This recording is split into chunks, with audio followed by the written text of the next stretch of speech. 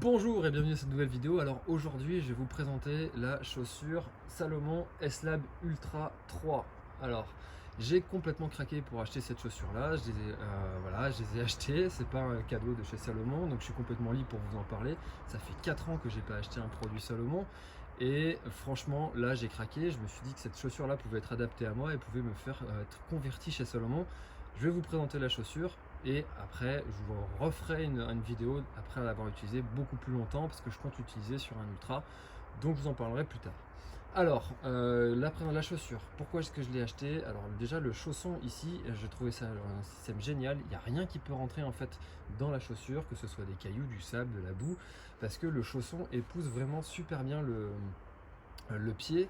Alors forcément si vous faites le marathon des sables il faudra rajouter en plus des guêtres, mais au moins toutes les petites impuretés comme ça qui peuvent rentrer au cours d'un trail classique je dirais, et ben au moins ça rentrera pas, et que ce soit au niveau du chausson mais aussi ici enfin voilà, dans dessous les lacets, il y a vraiment un chausson qui épouse tout le pied et qui s'appelle le système Endofit, et ça fait vraiment un pied qui est super bien maintenu par ce chausson et les impuretés ne peuvent pas rentrer, donc ça c'est un super bon point.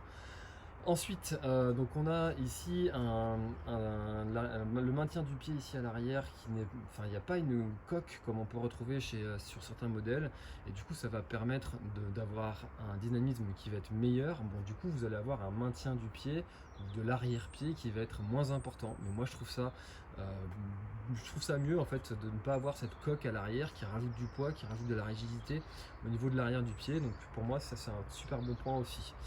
La semelle ici, c'est une semelle qui est donc en drop 8 mm, et on va avoir une mousse qui va être assez dense, assez rigide, et qui va du coup moins se tasser sur le long terme. Donc des chaussures qui vont être avec des semelles peut-être plus épaisses type Oka, qui vont avoir une mousse qui va s'aplatir assez facilement sur le long terme, et ben là du coup ça va pas être le cas, ça va bien tenir la distance. Et bon, par contre le drop de 8 je trouve ça un petit peu beaucoup, j'aurais bien aimé un drop un peu plus faible, mais bon. Le poids, on est sur un poids de 330 grammes, donc moi je l'ai en 46, 330 grammes, elle est à 273 grammes en 42, donc c'est un poids qui est vraiment très très correct. Et on a ici une semelle qui est donc avec des crampons qui sont pas énormes, c'est des crampons qui se respectent. Alors moi j'ai utilisé la chaussure dans des conditions donc type sous-bois avec quelques pierres glissantes, et le terrain était un petit peu humide et ça a bien maintenu. Le seul point que je trouve où je me questionne, c'est sur cette partie là. Alors pour moi c'est un nid à cailloux qui se coince là-dedans. Je comprends pas trop bien l'intérêt, si ce n'est d'avoir un petit peu de... Je sais pas trop en fait, je sais pas quel est l'intérêt de cette partie là. Si vous l'avez, n'hésitez pas à le dire dans les commentaires, ce sera toujours intéressant d'en partager. Le mesh, alors le mesh ça c'est vraiment le débat de l'année 2020 avec toutes les chaussures qui se déchirent au niveau du mesh. Là je trouve que au toucher du moins le mesh fait très résistant.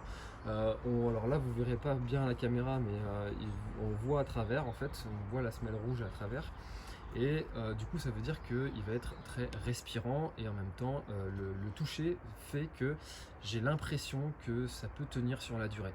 Voilà, donc je vous en dirai plus. Encore une fois, si vous voulez savoir, n'hésitez pas à vous abonner, je ferai une autre vidéo avec plus d'expérience sur cette même chaussure.